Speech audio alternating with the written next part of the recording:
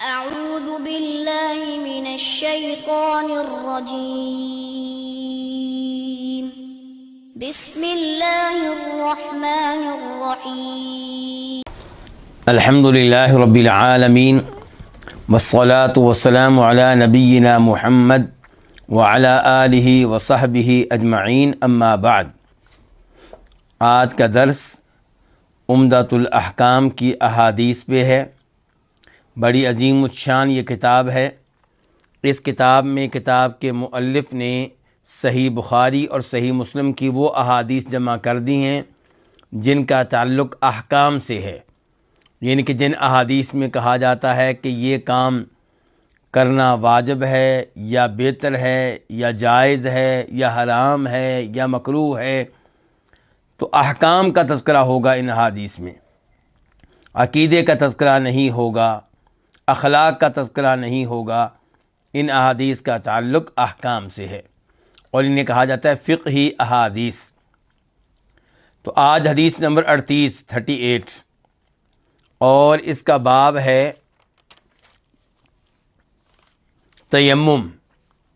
تیمم کی احادیث ہم پڑھ رہے ہیں۔ تیمم کی احادیث میں سے یہ آخری حدیث ہے، تو یہ پہلی حدیث جو ہوگی اس کا تعلق تیمم سے ہوگا، اس کے بعد حیض سے متعلقہ احادیث ہوں گی۔ اور میرے وہ دوست احباب جو اس درس میں شریک ہوتے ہیں، میری ان سے گزارش ہوگی کہ وہ کتاب کا اہتمام کریں۔ پی ڈی ایف بھائی جو ہیں گروپ میں شیئر کر چکے ہیں، اگر آپ چاہیں گے دوبارہ بھی شیئر کر دیا جائے گا کتاب کو پی ڈی ایف کی شکل میں۔ اس کا پرنٹ نکلوا لیں، اس کی جلد کروا لیں اور کتاب کی شکل میں اپنے سامنے رکھیں، پھر انسان کی مکمل طور پہ توجہ رہتی ہے ان احادیث کی طرف۔ حدیث نمبر 38 عن جابر بن عبداللہ رضی اللہ عنہما، روایت ہے جابر بن عبداللہ رضی اللہ عنہما سے۔ یہ انصاری صحابی ہیں، خود بھی صحابی ہیں، ان کے والد گرامی بھی صحابی ہیں۔ ان کے والد احد کی لڑائی میں شہید ہوئے تھے۔ ان النبی صلی اللہ علیہ وسلم قال اعطیت خمسا لم یعطہن احد من الانبیاء قبلی۔ نبی علیہ السلام نے ارشاد فرمایا کہ اعطیت خمسا، مجھے 5 چیزیں دی گئی ہیں، لم یعطہن، یہ 5 چیزیں نہیں دی گئیں، احد، کسی کو بھی، من الانبیاء قبلی، مجھ سے پہلے انبیاء کرام میں سے کسی کو بھی یہ 5 چیزیں نہیں دی گئیں، صرف مجھے دی گئی ہیں۔ تو یہ کیا ہوئے؟ نبی علیہ السلام کے فضائل۔ اور اس حدیث میں آپ کے کتنے فضائل کا تذکرہ آ رہا ہے؟ 5 ایسے فضائل ہیں جو خاص ہیں نبی علیہ السلام کے ساتھ۔ آپ انہیں خصائص بھی کہہ سکتے ہیں۔ اور اس حدیث میں تذکرہ آ رہا ہے کتنے کا؟ 5 کا۔ دیگر کئی احادیث میں 6 کا تذکرہ بھی آیا ہے۔ تو اب ان 2 احادیث میں سے کون سی حدیث لی جائے گی؟ وہ حدیث جس میں 5 خصائص کا تذکرہ ہے، 5 فضائل کا تذکرہ ہے، یا وہ حدیث لی جائے گی جس میں آپ کے 6 خصائص اور فضائل کا تذکرہ ہے؟ یہ آپ سے مجھے جواب چاہیے جی۔ تو اس میں کوئی عجیب بات نہیں ہے، دونوں حدیثوں کو لیا جائے گا۔ ایک میں آپ نے 5 کا تذکرہ کر دیا، دوسرے موقع پہ شاید آپ نے 6 کا تذکرہ کر دیا ہو، اور یہ بھی ممکن ہے کہ ایک ہی موقع پہ آپ نے 6 کا تذکرہ کیا ہو، ایک راوی کو 5 یاد رہی ہوں، دوسرے راوی کو 6 کی 6 یاد رہی ہوں۔ تو بہرحال اس کو تضاد یا ٹکراؤ یا تناقض نہیں کہا جائے گا۔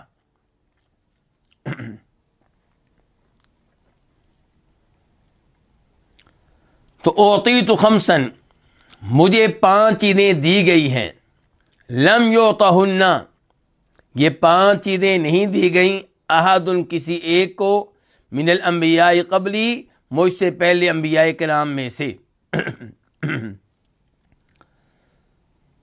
پہلے نمبر پہ فرمایا نصرت بالرعب مسیرۃ شہر، نصرت، میری مدد کی گئی ہے، کس کے ذریعے؟ رعب کے ذریعے۔ مسیرت شہر، ایک مہینے کی مسافت سے۔ اس کی مزید وضاحت آئی ہے مسند احمد کی حدیث میں کہ فَيُرْعَبُ الْعَدُوُّ وَهُوَ مِنِّي مَسِيرَةَ شَهْرٍ، میرا دشمن مجھ سے ایک مہینے کے سفر کے فاصلے پہ ہوتا ہے کہ اس کے دل میں میرا رعب ڈال دیا جاتا ہے۔ یقیناً یہ نبی علیہ السلام کی بہت بڑی خصوصیت ہے کہ آپ کا دشمن آپ سے خوف زدہ، جب کہ آپ کے اس کے درمیان فاصلہ ہے ایک مہینے کے سفر کے برابر، بہت بڑا فاصلہ ہے۔ اس کے باوجود دشمن آپ سے خوف زدہ، دشمن آپ سے مرعوب۔ دوسرے نمبر پہ فرمایا وَجُعِلَتْ لِيَ الْأَرْضُ مَسْجِدًا وَطَهُورًا، میرے لیے بنا دیا گیا ہے الارض، زمین کو، یعنی کہ ساری کی ساری زمین کو کیا بنا دیا گیا؟ مسجدن، سجدہ کرنے کی جگہ، نماز پڑھنے کی جگہ، جائے سجدہ، وطہورا، اور میرے لیے زمین کو بنا دیا گیا ہے باعث طہارت۔ فَأَيُّمَا رَجُلٍ مِّنْ أُمَّتِي، پس میری امت کا جو بھی آدمی ادرکتہ الصلاۃ، اسے نماز پالے، فَلْيُصَلِّ، پس چاہیے کہ وہ نماز پڑھے۔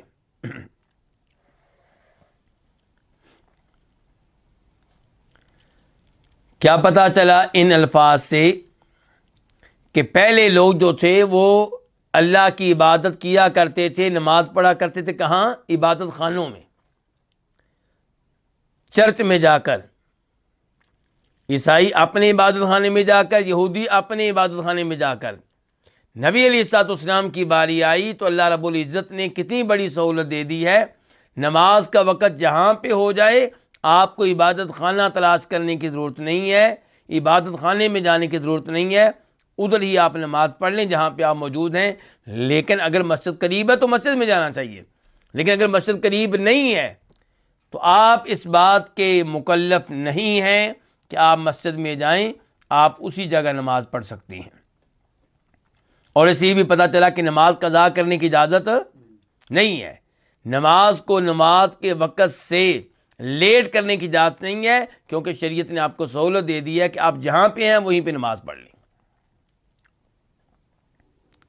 دوسرے نمبر پہ آپ کہہ سکتے ہیں کہ نماز تو میں پڑھ سکتا ہوں جس زمین پہ موجود ہوں، لیکن میرے پاس پانی نہیں ہے، تو شریعت نے کہا کہ یہی زمین تمہارے لیے طہور ہے، طہارت کا ذریعہ ہے، پانی نہیں ہے آپ اس کے ذریعے تیمم کر سکتے ہیں۔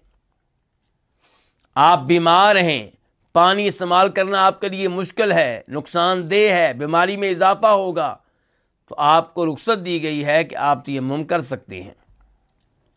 تو زمین ساری کی ساری مسجد بھی ہے، طہور بھی ہے۔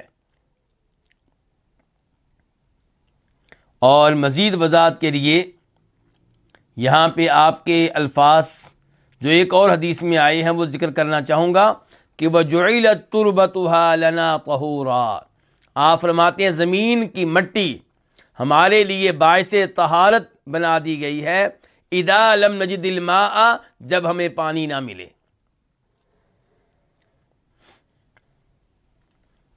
اور یہ حدیث ہماری کتاب کے مؤلف امام عبد الغنی اپنی کتاب میں کیوں لے کر آئے ہیں؟ اسی جملے کی وجہ سے جو بھی ہم پڑھ رہے ہیں، کیونکہ ہمارا باب کون سا چل رہا تھا؟ تیمم کا۔ تو اس حدیث سے پتہ چلا کہ زمین کی کسی بھی مٹی سے جب کہ وہ پاک ہو آپ تیمم کر سکتے ہیں۔ یہاں پہ الفاظ استعمال کیے گئے فَأَيُّمَا رَجُلٍ، میری امت کا کوئی بھی آدمی کسی بھی جگہ ہو، نماز کا وقت ہو جائے نماز پڑھے۔ کیا یہ حکم مردوں کے ساتھ خاص ہے یا عورتوں کے لیے بھی یہی حکم ہے؟ جواب یہ ہے کہ عورتوں کے لیے بھی یہی حکم ہے، اگرچہ الفاظ مردوں کے استعمال ہوئے ہیں کیونکہ عام طور پہ مرد گھروں سے باہر ہوتے ہیں، سفر میں ہوتے ہیں، کام کاج میں ہوتے ہیں۔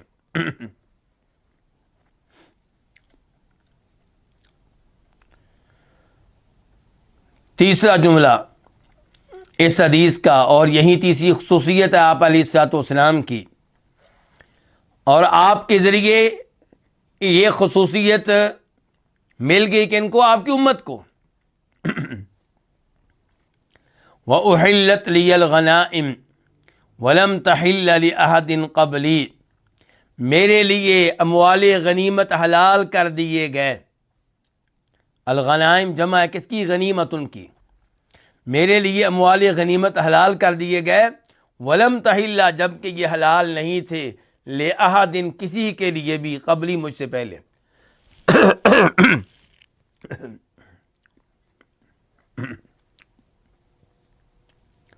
تو یہ بھی بڑی اہم بات ہے، اور یہ بھی فقہی احکام میں سے ایک حکم ہے کہ کیا مال غنیمت حلال ہے؟ جواب یہ ہے کہ بالکل حلال ہے۔ پہلی امتوں کے لیے حلال تھا نہیں، ان کے لیے حلال نہیں تھا۔ ان کے جہاد وہ بھی کرتے تھے، محنت وہ بھی کرتے تھے، فتح مل جاتی، دشمن کا مال اپنے قبضے میں لینے کی اجازت نہیں ہے، اس کو جمع کیا جائے گا، آسمان سے آگ آئے گی، اس کو کھا لے گی، ان اموال کو جلا دے گی۔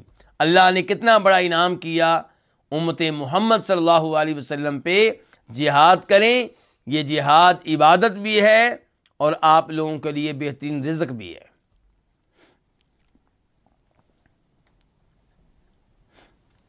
نمبر 4، وَأُعْطِيتُ الشَّفَاعَةَ، اور مجھے شفاعت دی گئی ہے۔ تو کیا روز قیامت فرشتے شفاعت نہیں کریں گے؟ کریں گے۔ کیا روز قیامت مومن شفاعت نہیں کریں گے؟ کریں گے۔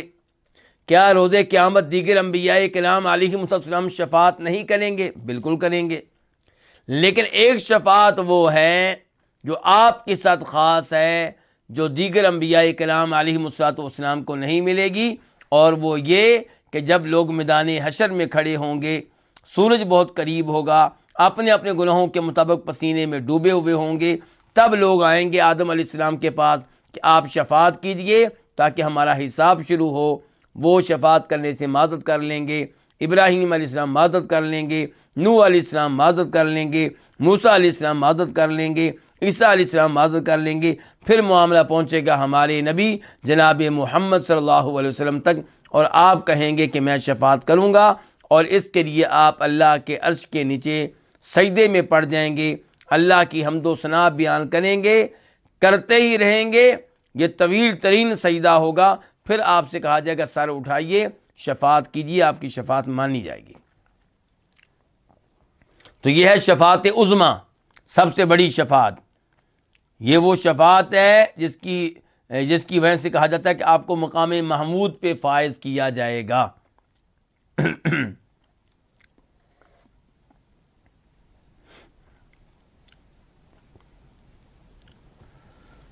نمبر 5، وَكَانَ النَّبِيُّ يُبْعَثُ إِلَىٰ قَوْمِهِ خَاصَّةً وَبُعِثْتُ إِلَى النَّاسِ كَافَّةً، اور نبی کو بھیجا جاتا تھا خاص اس کی قوم کی طرف، یعنی کہ پہلے بھی نبی آئے ہیں، لیکن ہر نبی آیا ہے اپنی خاص قوم کے لیے، پوری دنیا کے لیے نہیں۔ وَبُعِثْتُ إِلَى النَّاسِ كَافَّةً، اور مجھے بھیجا گیا ہے تمام لوگوں کی طرف، اور یہ بات بالکل واضح ہے۔ اللہ تعالیٰ قرآن حکیم میں ارشاد فرماتے ہیں، قُلْ یا ایھا الناس انی رسول اللہ الیکم جمیعا، سورہ اعراف، اے لوگو میں تم سب کی طرف اللہ کا رسول بن کر آیا ہوں۔ یہ نہیں کہا گیا، آپ نے کہا کہ اے عربو، کیا کہا؟ ایھا الناس، اے لوگو، اور دوسرے مقام پہ فرمایا وما ارسلناک الا کافۃ للناس، ہم نے آپ کو تمام لوگوں کے لیے رسول بنا کر بھیجا ہے۔ یہ حدیث جو ابھی ہم نے پڑھی ہے، اسے امام بخاری روایت کرتے ہیں، نمبر ہے 335، 335، اور دوسرے نمبر پہ یہ حدیث بخاری شریف میں آئی ہے 438 نمبر کے طور پہ، یعنی کہ 438، اور پھر امام مسلم نے بھی اس کو روایت کیا ہے، اور نمبر ہے 521، 521۔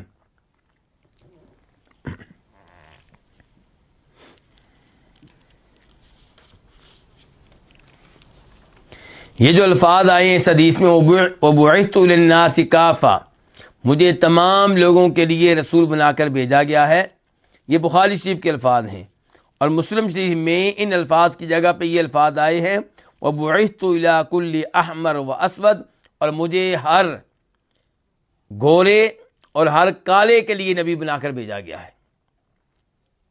یہ کہ دنیا کے انسانوں کو تقسیم کر دیا گیا دو میں، یا لوگ گورے ہیں یا کالے ہیں. اور ایسے ہی ہے، سانولے رنگ کے جو لوگ ہیں ان کو بھی داخل کر دیا جائے گا کس لفظ میں؟ کالے میں. تو پھر لوگ دو طرح کے ہو جائیں گے، یا سرخ یا کالے. تو فرمایا میں ان سب کے لیے رسول بنا کر بھیجا گیا ہوں. اور اگر ہم لوگوں کو دو حصوں میں تقسیم کرتے ہیں، سرخ اور کالے، پھر عرب کس لفظ میں داخل ہوں گے؟ نہیں، وہ بھی کالے میں داخل ہوں گے. پھر علماء کرام نے لکھا ہے کہ پھر عرب کس میں داخل ہوں گے؟ کالے میں. حالانکہ وہ کالے نہیں ہیں، اگر آپ 3 رنگ بنا لیں پھر وہ کالے نہیں ہیں. لیکن اگر آپ کو کوئی اختیار دے کہ لوگ یا سرخ ہیں یا کالے ہیں، عربوں کو شامل کریں، کن میں شامل کرنا چاہتے ہیں، تو پھر عربوں کو کن میں شامل کیا جائے گا؟ کالوں میں.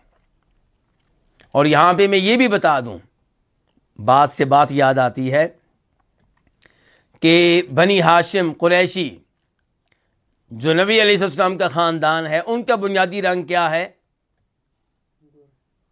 نہیں، ان کا بنیادی رنگ جو ہے وہ سانولے رنگ کے ہیں. اگر آپ تاریخ کی کتابیں پڑھیں گے تو بنیادی طور پہ ان کا رنگ یہ ہے. نبی علیہ السلام سفید تھے، یہ بات بالکل ٹھیک ہے، لیکن عام طور پہ مجموعی طور پہ جو رنگ ہے وہ سانولا رنگ ہے.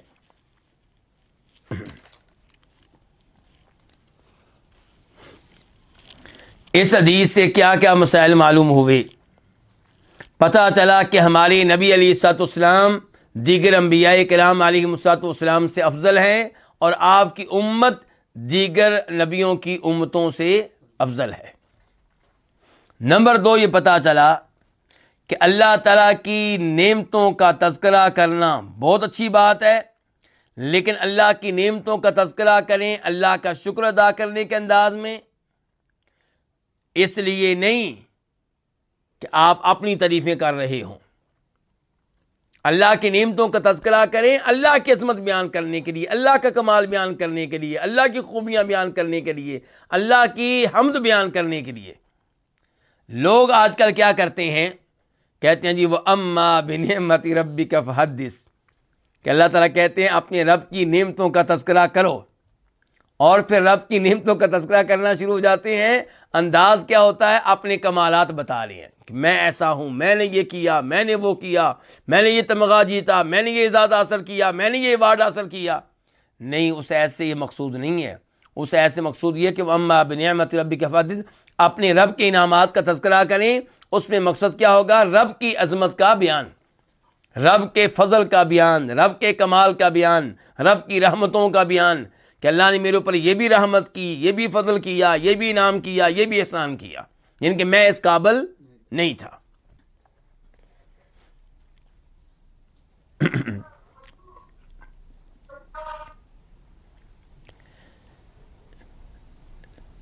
اس حدیث سے یہ مسئلہ معلوم ہوا کہ آپ علیہ الصلوۃ والسلام کی خصوصیت ہے کہ روب کے ذریعے آپ کی مدد کی جاتی رہی.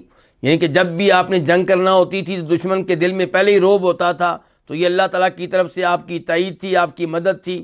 مال غنیمت آپ کے لیے حلال تھے، تمام لوگوں کے لیے آپ نبی بن کر آئے، اور شفاعت آپ کو ملے گی. زمین آپ کے لیے مسجد بھی ہے، طہور بھی ہے. تو یہ آپ کی کیا ہوئی؟ خصوصیات. اور آپ کی ٹوٹل خصوصیات کتنی ہیں؟ کچھ علماء کرام نے کہا 17 اور کچھ نے کہا 21. تو بہرحال آپ کی کئی ایک خصوصیات ہیں. اچھا، مثال کے طور پہ ابھی ہم نے کتنی پڑھی خصوصیات آپ کی؟ 5. تو اگر اس میں چند ایک اور ذکر کرنا چاہیں تو پھر کیا ہوگا؟ یہ حدیث ہمارے پاس 5 والی تھی، تو ہم نے 5 کا تذکرہ کر دیا. اس حدیث کے راوی کون سے صحابی ہیں؟ جابر بن عبداللہ. آپ چلے جائیں دوسری حدیث کی طرف، ابو ہریرہ والی حدیث. اس کو روایت کیا کس نے؟ امام مسلم نے. اس کا مسلم شریف میں نمبر کیا ہے وہ میں آپ کو بتا دیتا ہوں، 523، 523. تو وہاں پہ آپ کو 2 مزید خصوصیات آپ کی مل جائیں گی. نمبر 1، وَخُتِمَ بِيَ النَّبِيُّونَ، آپ کہتے ہیں کہ میرے ساتھ ہی نبیوں کے سلسلے کا کیا کر دیا گیا؟ خاتمہ کر دیا. میرے بعد کوئی نبی نہیں آئے گا، میں خاتم النبیین ہوں. تو آپ کی یہ بھی خصوصیت ہے کہ آپ کیا ہیں؟ خاتم النبیین. اور پھر فرمایا اسی حدیث میں اعطیت جوامع الکلم، مجھے اللہ نے صلاحیت بخشی ہے جامع کلمات کہنے کی. میں تھوڑے سے الفاظ کہتا ہوں اس کا معنی بہت وسیع ہوتا ہے، اور یہ واقعی ایسا ہے۔ آپ کو اس کی ایک مثال دیتا ہوں۔ آپ فرماتے ہیں من احدث فی امرنا ھذا ما لیس منہ فہو رد، جو بھی ہمارے اس دین میں کوئی نیا کام نکالے وہ کام کیا ہوگا؟ ریجیکٹ ہوگا، مردود ہوگا۔ اچھا، یہ حدیث جو ہے اس کی ایک سطر بھی نہیں بنتی، ایک لائن بھی نہیں بنتی۔ اچھا، اس کے نیچے کیا کیا چیزیں آ گئی ہیں؟ آپ کے دنیا سے چلے جانے کے بعد سے لے کے قیامت تک جتنی بھی بدعتیں ایجاد ہوں گی ساری اس کے اندر آ گئی۔ کوئی پوچھے جی عید میلاد النبی کیوں غلط ہے صلی اللہ علیہ وسلم، ہم کہیں گے کیونکہ اللہ کے رسول نے کہا من احدث فی امرنا ھذا ما لیس منہ فہو رد، کہ جو بھی ہمارے دین میں نیا کام نکالے وہ کام کیا؟ ریجیکٹ ہے، مردود ہے۔ کوئی کہے تیجا کیسے غلط ہے، ہم یہی حدیث پڑھیں گے۔ کوئی کہے ساتواں کیسے غلط ہے، ہم یہی حدیث پڑھیں گے۔ 40واں، برسی، عرس، جتنی بھی بدعات ہیں، اور یہ بدعات اگر آپ گننا شروع کر دیں تو ہزاروں میں ہیں، اور جس حدیث کے ذریعے ان کو غلط قرار دیا جائے گا وہ ایک ہی حدیث ہے۔ اسی طرح آپ اس کو لے لیں، انما الاعمال بالنیات، اعمال کا دارومدار کس چیز پہ ہے؟ نیت پہ ہے۔ نماز کے لیے یہی حدیث، وضو کے لیے یہی حدیث، روزوں کے لیے یہی حدیث، حج کے لیے یہی حدیث، عمرے کے لیے یہی حدیث۔ یہ ساری عبادات جو ہیں ان میں نیت نہیں ہے تو وہ عبادت ہی نہیں ہے۔ تو یہ ہیں آپ کے کیا؟ جامع کلمات۔ تو بہرحال ابھی پھر خلاصہ کیا نکلا؟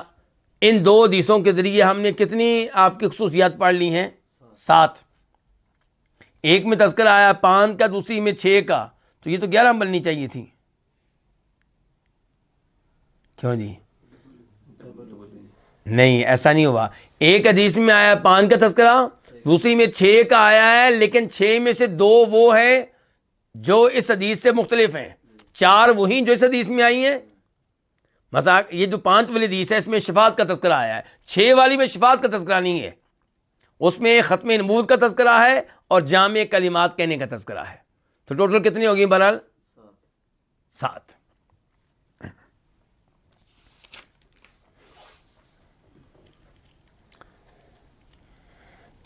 اس حدیث سے پتہ چلا کہ نماز کے درست ہونے کا دار و مدار کسی خاص زمین کے ٹکڑے پہ نہیں ہے۔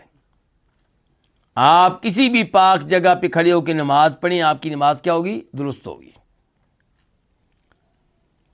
اور اس سے پتہ چلا کہ زمین کی مٹی کے بارے میں بنیادی اصول یہ ہے کہ وہ پاک ہے۔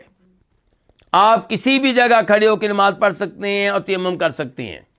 جو کہے کہ یہ جگہ جہاں پہ کھڑے ہو کے آپ نماز پڑھنے لگے ہیں پلید ہے، اس کو ثبوت دینا پڑے گا، اس کو دلیل دینا پڑے گی۔ جو کہے کہ جس مٹی سے آپ تیمم کر رہے ہیں وہ پلید ہے، دلیل اس کو دینا پڑے گی۔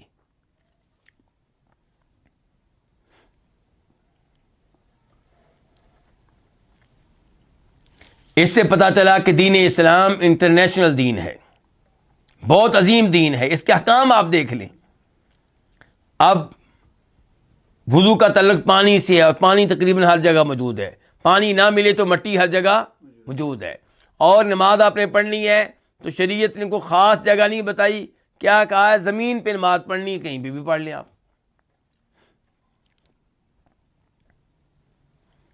اب ہم منتقل ہوتے ہیں باب التیمم سے باب الحیض کی طرف۔ حیض کس کو کہتے ہیں؟ حیض وہ خون ہے جو ہر بالغ لڑکی عورت کے رحم سے خارج ہوتا ہے، بچہ دانی سے خارج ہوتا ہے،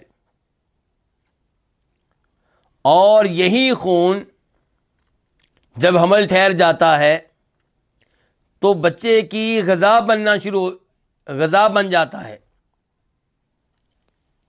تو اس حیض کے بارے میں ہم پڑھیں گے، اور یہ یاد رہے، خلاصہ تھوڑا سا بتا دوں، حیض کی وجہ سے 4 قسم کے امور ممنوع ہو جاتے ہیں۔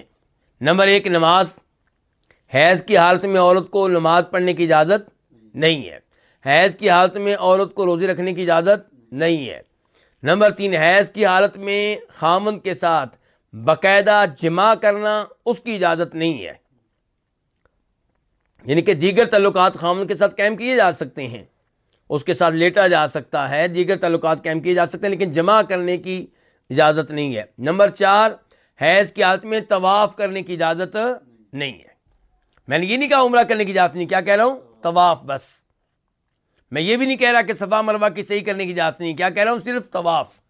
یعنی کہ اگر کوئی عورت عمرے کا طواف کر چکی ہے، بعد میں حیض شروع ہو گیا، تو حیض کی حالت میں صفا مروہ کی صحیح کر سکتی ہے۔ ایسے ہی جب عمرہ کرنے کی نیت کرنی ہے، میقات پہ پہنچی ہے اپنے خامند کے ساتھ، اپنے باپ کے ساتھ، اپنے بھائی کے ساتھ، اور وہاں سے وہ سب نیت کر رہے ہیں، یہ حیض کی حالت میں ہے، تو حیض کی حالت میں نیت کر سکتی ہے، اور نیت کرنے کے بعد یہ وہ سارے کام کرے گی جو دوسرے حاجی کرتے ہیں، لیکن نماز نہیں پڑھے گی، طواف نہیں کرے گی، لبیک اللہم لبیک کہتی رہے گی، احرام کی پابندیوں میں رہے گی۔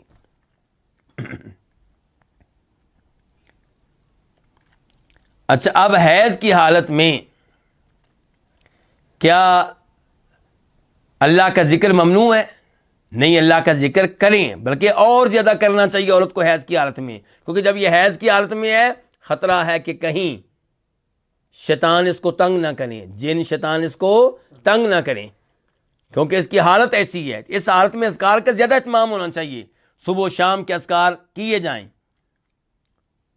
دیگر اذکار کیے جائیں، سبحان اللہ، الحمدللہ، اللہ اکبر، استغفار، اعوذ باللہ، یہ سب کچھ کیا جائے۔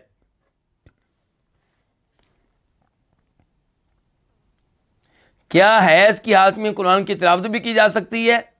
صحیح بات یہ ہے کہ حیض کی حالت میں قرآن کی تلاوت کی جا سکتی ہے، اس کے منع ہونے کی کوئی دلیل نہیں ہے۔ کیا حیض کی حالت میں قرآن کریم کو ہاتھ بھی لگایا جا سکتا ہے؟ اس میں اختلاف ہے، اور ان علماء کرام کی رائے پہ دل زیادہ مطمئن ہوتا ہے جو کہتے ہیں کہ ہاتھ بھی لگایا جا سکتا ہے۔ یہ کہنا کہ حیض کی حالت میں قرآن کریم کو ہاتھ نہیں لگا سکتے، اس کی باقاعدہ صحیح صریح کوئی دلیل نہیں ہے۔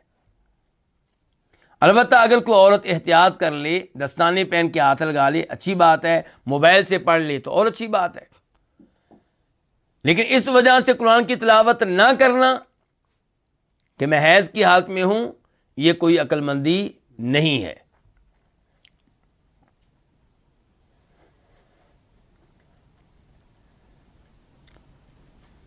تو آئیے اب یہ حدیث پڑھتے ہیں، حدیث نمبر 39 عن عائشہ رضی اللہ عنہا، روایت ہے کس سے؟ ام المؤمنین عائشہ رضی اللہ عنہا سے، ان فاطمہ بنت ابی حبیش سألت النبی صلی اللہ علیہ وسلم، کہ فاطمہ بنت ابو حبیش نے سوال کیا نبی صلی اللہ علیہ وسلم سے، فقالت، تو اس نے کہا، انی استحاض، بے شک مجھے خون استحاضہ آتا ہے۔ یہاں پہ کیا کہا؟ خون حیض نہیں کہا، استحاضہ۔ فلا اطہر، تو میں پاک نہیں ہو پاتی، افادع الصلاۃ، کیا پس میں نماز چھوڑ دیا کروں؟ ان الفاظ پہ غور کیجئے۔ ایک تو یہ کہ سوال نبی علیہ الصلوۃ والسلام سے کس نے کیا ہے؟ ایک خاتون نے جن کا نام فاطمہ ہے، اور سوال کس کے بارے میں ہے؟ خون استحاضہ کے بارے میں۔ پتہ چلا شریعت کے مسائل پوچھنے میں کوئی شرم، کوئی حیا نہیں ہونا چاہیے۔ نمبر 2، پتہ چلا کہ نمازوں کی عورت کو فکر ہونی چاہیے، مردوں کو فکر ہونی چاہیے۔ دیکھیں، عورت کو فکر تھی تو نماز کے بارے میں سوال کر لی، کس سے؟ نبی علیہ الصلوۃ والسلام سے۔ تیسرے نمبر پہ کہ یہاں پہ الفاظ استحاضہ کے آئے ہیں، تو خون استحاضہ اور ہے، خون حیض اور ہے۔ خون حیض وہ ہے جو بالغ ہونے کی وجہ سے، جوان ہونے کی وجہ سے ہر عورت کو ہر مہینے 5 دن، 6 دن، 7 دن، 8 دن آیا کرتا ہے۔ یہ خون نہ آئے تو عورت پریشان ہو جاتی ہے، اس کے والدین پریشان ہو جاتے ہیں کہ ہماری بیٹی اتنی بڑی ہوگی، کیوں نہیں سے یہ خون آ رہا؟ جب یہ خون منقطع ہو جائے آخری عمر میں جا کے، تو اس کا مطلب یہ ہے کہ اب یہ امید نہیں رہی کہ یہ عورت بچے پیدا کر سکے گی۔ جبکہ خون استحاضہ وہ جوانی کی علامت نہیں ہے، وہ بیماری ہے، اس کا علاج کیا جائے گا، وہ ٹینشن ہے، وہ پریشانی ہے۔ تو یہاں پہ سوال کس کے بارے میں؟ خون استحاضہ کے بارے میں۔ تو خون استحاضہ جو ہے اس کی حالت میں عورت پاک ہوتی ہے، یعنی کہ خون استحاضہ میں عورت نمازیں بھی پڑھے گی، رمضان کے روزے بھی رکھے گی، طواف بھی کر سکتی ہے، اور اپنے خاوند کے ساتھ جماع تعلق بھی قائم کر سکتی ہے۔ اس کے احکام حیض والے احکام نہیں ہیں۔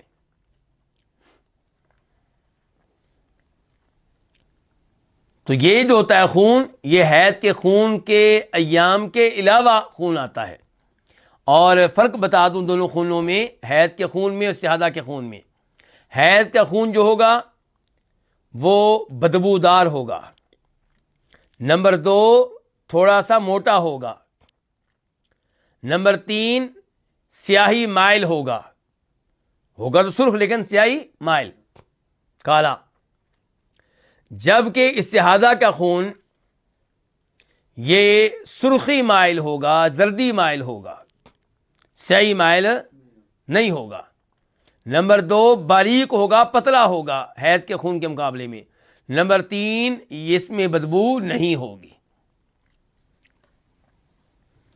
تو یہ فاطمہ سوال کر رہی ہیں اللہ کے نبی علیہ السلام سے، انی استحاضو، کہ بے شک مجھے خون استحاضہ آتا ہے، فلا اطہر، تو میں پاک نہیں ہو پاتی، افاد الصلاۃ، پس کیا میں نماز چھوڑ دیا کروں؟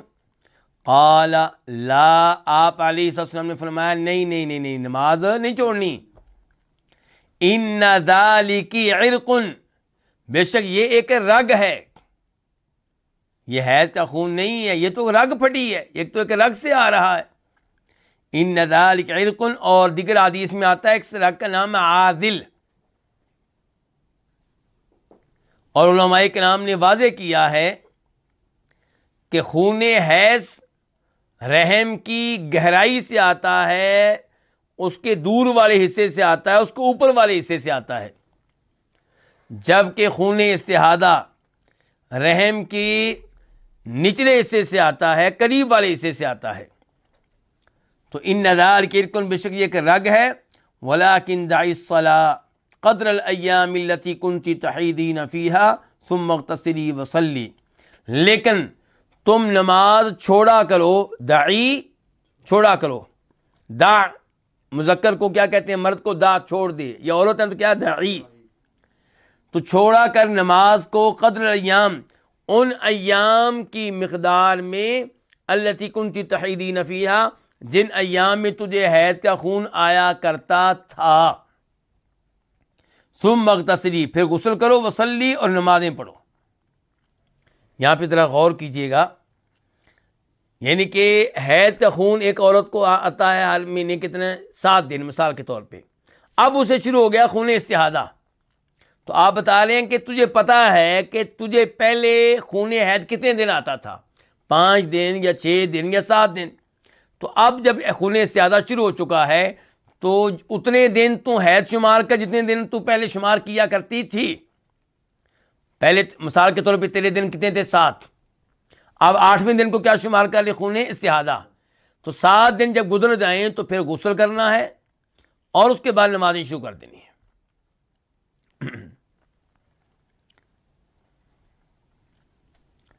یہ بخاری شریف کے الفاظ ہیں، اور بخاری شریف میں اس کا نمبر ہے 325 325، اور مسلم شریف میں اس کا نمبر ہے 333 333۔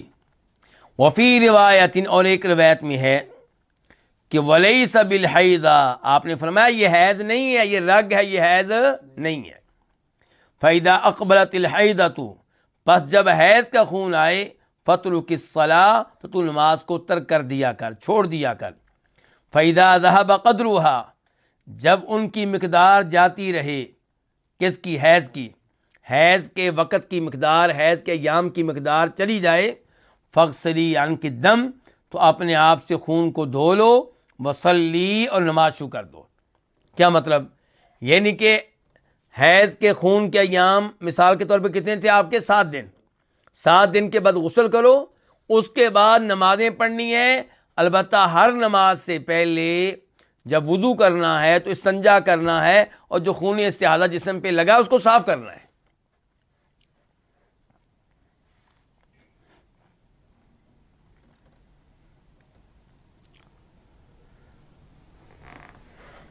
اچھا یہاں پہ لفظ ہے ان ذالکی، تو یہ کی ہم کیوں پڑھ رہے ہیں؟ ذالکا کیوں نہیں پڑھ رہے؟ کیونکہ آپ علیہ الصلوۃ والسلام جس سے گفتگو کر رہے ہیں وہ مرد نہیں ہے بلکہ کیا ہے؟ عورت ہے.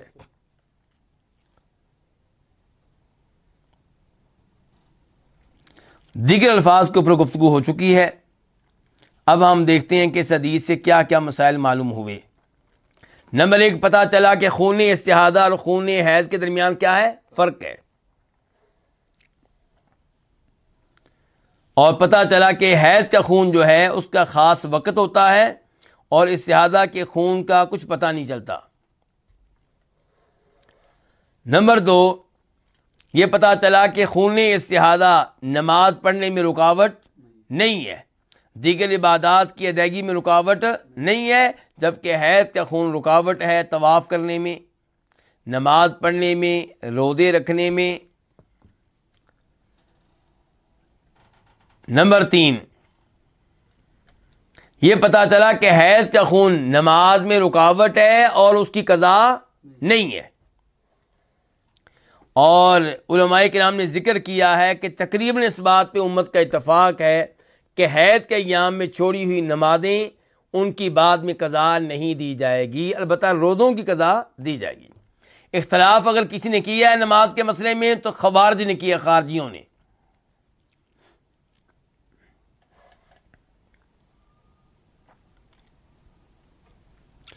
اس حدیث سے پتہ چلا کہ حیض کا خون جو ہے وہ پلید ہے اور اسے دھونا ضروری ہے.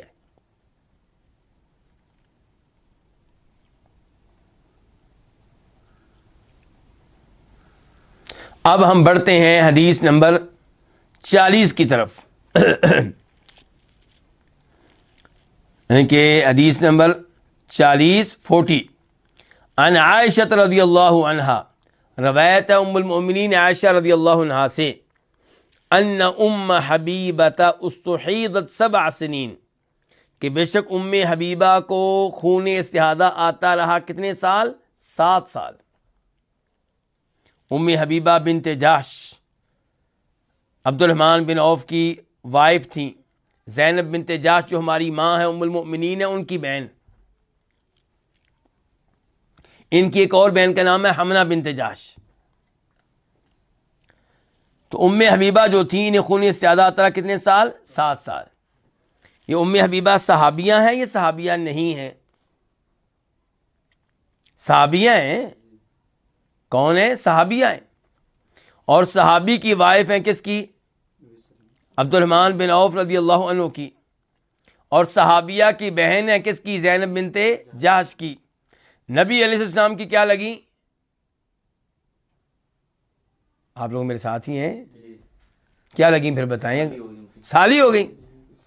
آپ کی کیا لگی؟ سالی. کہنے کا مطلب یہ ہے کہ اتنی اللہ کی ولی ہیں، صحابیہ ہیں، خاوند بھی صحابی ہے، بہن بھی صحابیہ ہیں، اللہ کے رسول صلی اللہ علیہ وسلم کی سالی ہیں. 7 سال خون استحاضہ آتا رہا، اس بیماری سے 7 سال نجات نہیں ملی. پتہ چلا کہ صحابہ کرام اگرچہ نیکی کے لحاظ سے اللہ کے ولی تھے لیکن بشر تھے، انسان تھے، بیماریوں میں مبتلا ہوتے تھے، آزمائشیں ان پہ آیا کرتی تھیں، مشکل کشا حاجت روا نہیں تھے. تو کسی صحابی کو پکارنا فوت ہو جانے کے بعد مدد کے لیے بالکل غلط ہے. وہ اپنی مشکلات کو دور نہ کر سکے.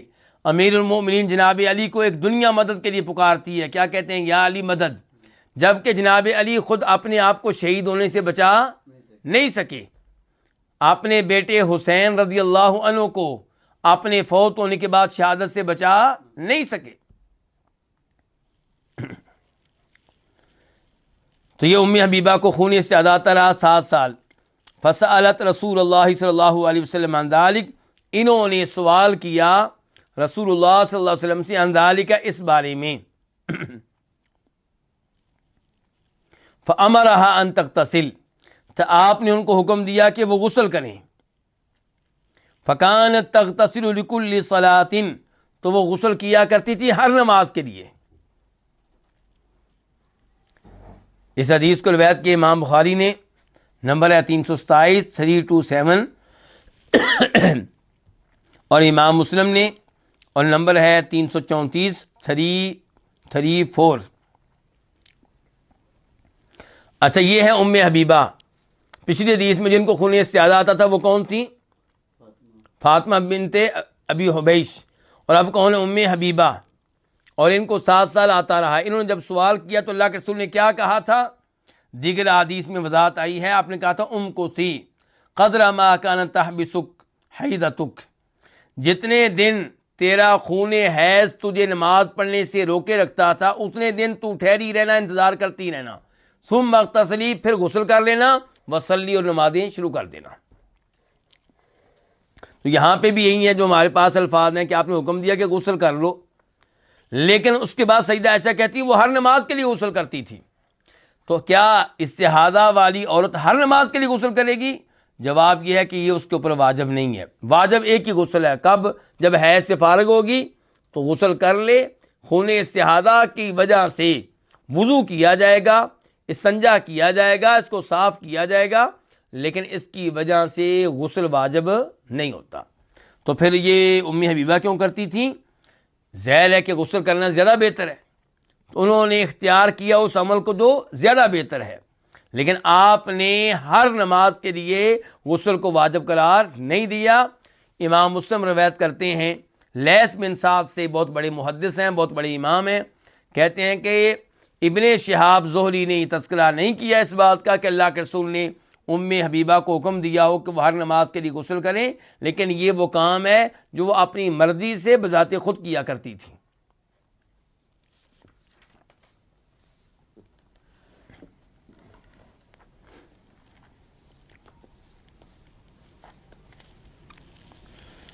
اس حدیث سے بہرحال یہ مسئلہ معلوم ہوا کہ جب حیض کے ایام ختم ہو جائیں تب وہ عورت جس کو خون استحاضہ شروع ہے اس پہ واجب ہے کہ غسل کرے، کیونکہ وہ فارغ ہو گئی ہے کس سے؟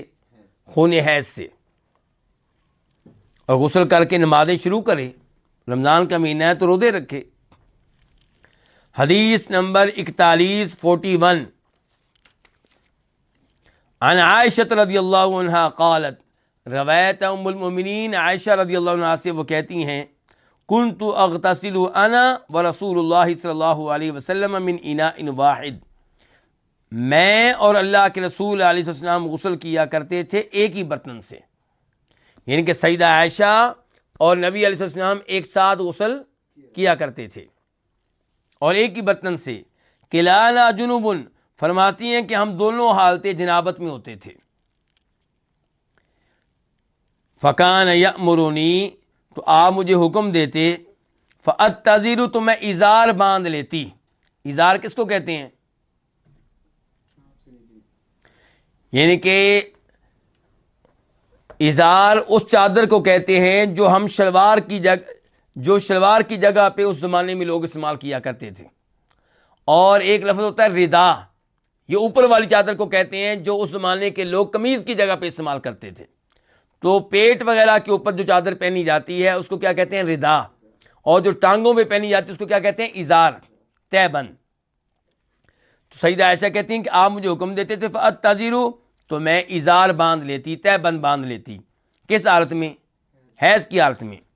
فیباشرونی وانا حائض، تو آپ میرے ساتھ مباشرت کرتے جبکہ میں حیض کی حالت میں ہوتی. تو کیا حیض کی حالت میں مباشرت کرنا جائز ہے؟ جواب یہ کہ ممنوع ہے، سخت گناہ ہے، بڑی اس کے اوپر وارننگ آئی ہے، بڑی اس کے اوپر وعید آئی ہے، اس کی قطعاً اجازت نہیں ہے. تو سوال ہوگا کہ اللہ کے رسول یہ کام کیوں کرتے تھے؟ تو جواب یہ ہے کہ مباشرت کے دو معنی ہوتی ہیں. ایک مباشرت کا معنی ہوتا ہے باقاعدہ جماع کرنا جس سے غسل واجب ہو جاتا ہے، اور ایک ہے مباشرت کا معنی جسم کے ساتھ جسم لگانا. تو نبی علیہ السلام سیدہ عائشہ کے ساتھ لیٹ جاتے ہوں گے ایک بستر میں، ایک چارپائی پہ، ایک جگہ، لیکن اس کا یہ مطلب نہیں ہے کہ آپ جماع کرتے تھے. نہیں، جماع آپ نہیں کرتے تھے، بلکہ جماع نہ کرنے کی دلیل کیا ہے کہ سیدہ عائشہ سے کہا گیا کہ آپ کیا باندھ لیں؟ تہ بند باندھ لیں.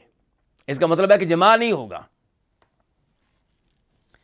وکان یخرج رأسہ الیہ، اور آپ اپنا سر نکالتے الیہ میری طرف، وہو معتکف، جب کہ آپ اعتکاف کی حالت میں ہوتے ہیں، یعنی کہ آپ اعتکاف کی حالت میں کہاں ہوتے ہیں؟ مسجد میں، میں کہاں ہوتی ہے؟ اپنے گھر میں، تو آپ مسجد سے اپنا سر میرے حجرے میں داخل کرتے، فاغسلہ، تو میں آپ کے سر کو دھو دیا کرتی تھی، وانا حائض، جب کہ میں حیض کی حالت میں ہوتی تھی۔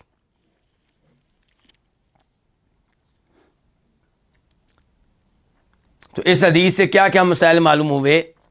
نمبر ایک یہ کہ نبی علیہ السلام اور آپ کی زوجہ سیدہ عائشہ جو ہماری ماں ہیں، یہ دونوں ایک ہی برتن سے جنابت کا غسل کیا کرتے تھے۔ اس کا مطلب یہ ہے کہ پانی پاک رہے گا، ایک آدمی کے پانی لے لینے سے وہ پانی دوسرے کے لیے ناپاک نہیں ہو جائے گا۔ آپ یہ نہیں کہہ سکتے کہ جناب میاں بیوی ہیں، پہلے جس نے ہاتھ ڈالا اس کا ہاتھ ڈلا پانی کے اندر تو وہ کون سا آدمی تھا؟ جنابت والا، تو اب دوسرے کے لیے پلید ہو گیا؟ نہیں، ایسی بات نہیں ہے، دونوں باری باری اس سے لے رہے ہیں، اور دونوں کے پانی میں ہاتھ ڈالنے کی وجہ سے پانی پلید نہیں ہوگا۔ البتہ ابتدائی طور پہ ہاتھ دھو لیں اور ہاتھ دھو کر ہی پانی میں داخل کریں۔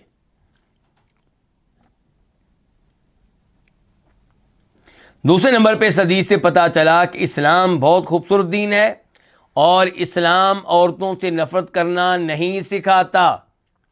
یہودی لوگ کیا سلوک کرتے تھے حیضہ عورت کے ساتھ؟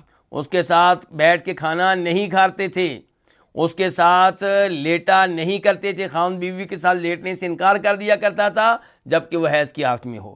لیکن ہمارے نبی علیہ السلام عورتوں سے نفرت نہیں کرتے، آپ حیض کی حالت میں اپنی بیویوں کے ساتھ لیٹتے ہیں، ان کو یہ بھی موقع دے رہے ہیں کہ حیض کی حالت میں آپ کے سر کے بالوں کو دھو دیں، اور اب جو ہاتھ لگیں گے وہ گیلے ہاتھ ہوں گے، ایسے ہی ہے نا؟ تو کیا آپ کے سر کے بال پلید ہو گئے اس وجہ سے؟ نہیں، ایسی کوئی بات نہیں ہے۔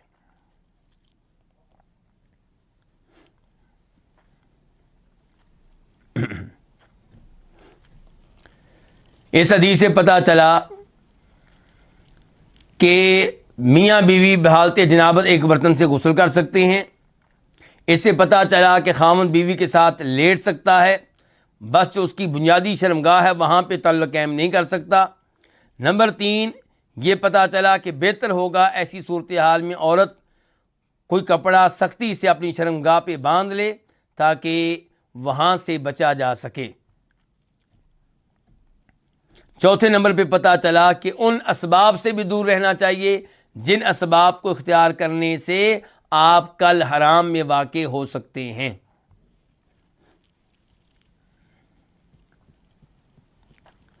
پتہ چلا کہ حیض والی عورت جو ہے وہ چیزوں کو ہاتھ لگا سکتی ہے، چاہے وہ چیزیں گیلی ہوں، چاہے خشک ہوں، چاہے تر ہوں، اور اس کے ہاتھ لگانے سے وہ چیزیں پلید نہیں ہوں گی۔ وہ آپ کے لیے کھانا تیار کر سکتی ہے، آٹا گوندھ سکتی ہے، کوئی مسئلہ نہیں ہے۔ اس حدیث سے پتہ چلا کہ جو آدمی اعتکاف کی حالت میں ہے اگر وہ اپنا سر مسجد سے باہر نکالے تو یہ نہیں کہا جائے گا کہ یہ جناب والا مسجد سے نکل گیا، اس کا اعتکاف ٹوٹ گیا ہے، کیونکہ اس کے جسم کا باقی حصہ کہاں ہے؟ مسجد میں ہی ہے۔ حدیث نمبر 42 عن عائشہ رضی اللہ عنہا قالت کان رسول اللہ صلی اللہ علیہ وسلم یتکی فی حجری وانا حائض فیقرأ القرآن۔ سیدہ عائشہ رضی اللہ عنہ سے روایت ہے، وہ کہتی ہیں کہ رسول اللہ صلی اللہ علیہ وسلم ٹیک لگاتے، فی حجری بھی پڑھا گیا، اس کو فی حجری بھی پڑھا گیا ہے، آپ ٹیک لگاتے میری گود میں، جب کہ میں حیض کی حالت میں ہوتی تو آپ قرآن کی تلاوت کرتے رہتے۔ پتہ چلا کہ نبی علیہ السلام کو عورتوں سے نفرت نہیں تھی، اپنی بیویوں کے ساتھ یہ پیار ہے کہ اپنا سر اپنی بیوی کی گود میں رکھ دینا۔ اور تیسرے نمبر پہ پتہ چلا کہ حیض کی حالت میں بھی آپ اپنی عورتوں سے نفرت نہیں کرتے تھے۔ پتہ چلا کہ اسلام عورتوں کو حقیر نہیں جانتا، اور نہ ہی نبی اسلام عورتوں کو حقیر جانتے ہیں صلی اللہ علیہ وسلم۔ اور یہ پتہ چلا کہ آپ ان کی گود میں سر رکھ کے قرآن کی تلاوت کرتے تھے، اس سے بھی آپ اندازہ لگا سکتے ہیں کہ آپ حیض والی عورت کو برا نہیں سمجھتے تھے، بلکہ ان کی گود میں سر رکھ کے تلاوت کر رہے ہیں۔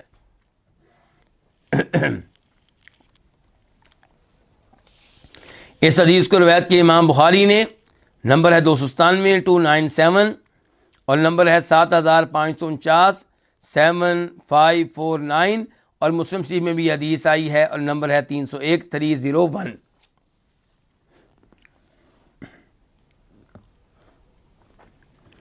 اس کے بعد آج کے درس کی آخری حدیث اور حیض کے لحاظ سے بھی آخری حدیث، حدیث نمبر 4343، عن معاذہ قالت، روایت ہے معاذہ سے۔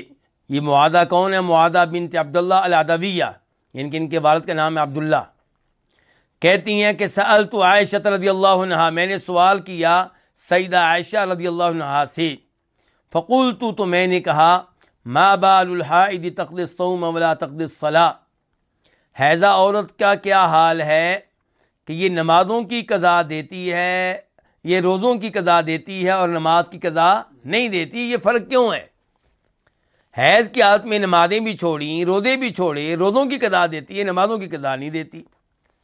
فقالت، سیدہ عائشہ نے کہا، احروریۃ انتی، کیا تو حروری ہے؟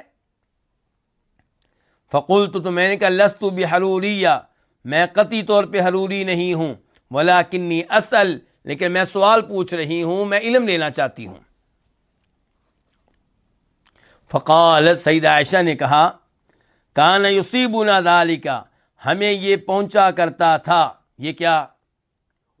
حیض کا خون، ہمیں حیض کا خون یعنی کہ اس کی لپیٹ میں ہم آیا کرتی تھیں۔ فنؤمر بقضاء الصوم، تو ہمیں روزوں کی قضا کا حکم دیا جاتا تھا، ولا نؤمر بقضاء الصلاۃ، اور ہمیں نماز کی قضا کا حکم نہیں دیا جاتا تھا۔ امام بخاری نے اس حدیث کو روایت کیا، نمبر ہے 321 321، اور امام مسلم نے روایت کیا، نمبر ہے 335 335۔ اچھا، اس میں ایک سوال تو یہ ہے کہ سیدہ عائشہ نے اس عورت سے کیوں کہا کیا تو حروری ہے؟ حروری کن کو کہتے ہیں؟ خوارج کو، خارجیوں کو۔ ان کو حروری کیوں کہتے ہیں؟ کیونکہ یہ سب سے پہلے جب امیر المؤمنین جناب علی کے لشکر سے الگ ہوئے تھے تو یہ کوفہ کے قریب ایک جگہ جمع ہوئے تھے، اس کو کیا کہتے تھے؟ حرورا۔ تو اس کی نسبت سے ان کو کیا کہا جاتا ہے؟ حروری۔ تو سیدہ عائشہ کہہ رہی ہیں کیا تو حروری ہے؟ یعنی کہ یہ حروریوں کا عقیدہ ہے کہ عورت جو ہے وہ حیض کی حالت میں قضا کی گئی نمازوں کو بعد میں ادا کرے گی، جو نمازیں چھوڑی ہیں ان کی بعد میں قضا دے گی۔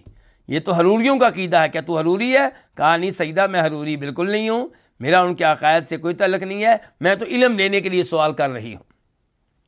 تو پھر سیدہ عائشہ نے کیا علم دیا کہ اللہ کے رسول کے زمانے میں ہم عورتیں ایسے ہی کیا کرتی تھیں۔ تو یہ حدیث کی کون کسی قسم ہوئی؟ ایک حدیث ہوتی ہے قولی، ایک حدیث ہوتی ہے عملی فعلی، اور ایک حدیث کیا ہوتی ہے؟ تقریری۔ تو یہ کون سی حدیث ہوئی؟ تقریری۔ قول کیا؟ اللہ کے رسول کو فرمان دیں، کچھ کہیں، اور فعلی کیا ہے کہ آپ کچھ کر کے دکھائیں، نمازیں آپ نے پڑھی ہیں، وہ آپ کا عمل کون سا ہوا؟ فعلی۔ اور یہ تقریری کہ آپ کے سامنے کوئی کام ہوتا رہا اور آپ نے اس پہ خاموشی اختیار رکھی، اس کو اوپر انکار نہیں کیا، اس کو غلط قرار نہیں دیا، اس کا مطلب یہ کہ کام بالکل ٹھیک ہے۔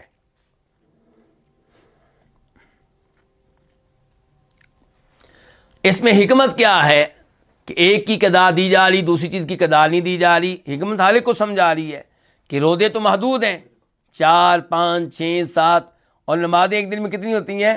5۔ 5 کو ضرب دیں 7 سے، کتنی ہو جائیں گی؟ 35 نمازیں پڑھنا مشکل ہو جائے گا۔ شاید اللہ نے اسی لیے نرمی کی ہے۔ اور پتہ چلا کہ اگر کوئی عجیب و غریب سوال کرے تو اس کے اوپر انکار کرنا چاہیے، اس سے گفتگو ڈانٹ کے انداز میں کرنی چاہیے جیسے سیدہ عائشہ نے اس عورت سے کی، لیکن اس نے وضاحت کر دی کہ نہیں، میرا غلط عقائد سے کوئی تعلق واسطہ نہیں ہے۔